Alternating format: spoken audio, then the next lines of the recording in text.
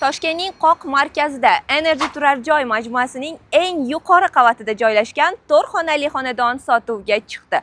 Videoni oxirigacha ko'rib tursanglar, nima uchun aynan Energyni tanlashinglar kerakligi haqida ma'lumot berib o'taman. Qani ketdik.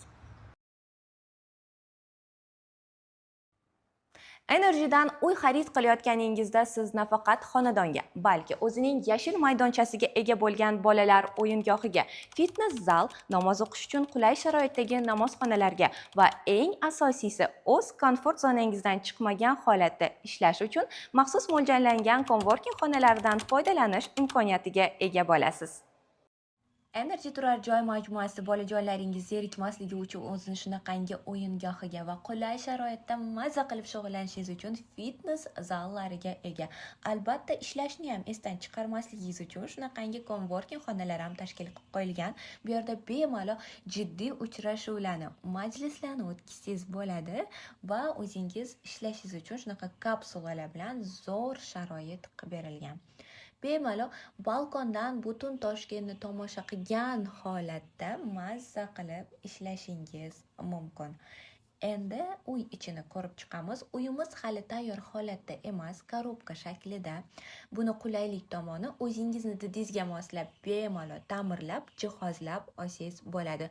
Xonalari kenggina, shinamgina. Bitta sizlarga hamma xonani ko'rsatib chiqaman. Tayyor holatda bo'lmasa ham bemalol qanchalik keng ekanligini ko'rishingiz mumkin. Balkondan bo'lsa bizani shunaqangi zo'r manzara kutib oladi. Butun Toshkentni mazza qilib tomosha qilib o'tirsangiz bo'ladi. Xonalarni ko'rib chiqamiz. Bu yerda sanuzel bor, detskiy xona, zal, tor xonadan iborat xonalarimiz.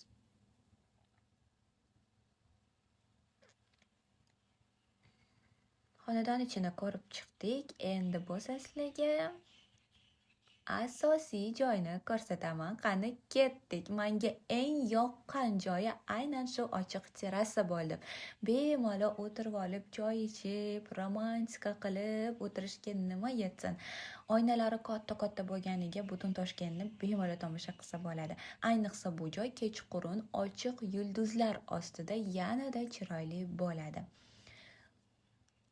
Bu yerda bo'lsa shunaqangi besetka joylashgan, mazza qilib oilaviy dam olib o'tirsa bo'ladi.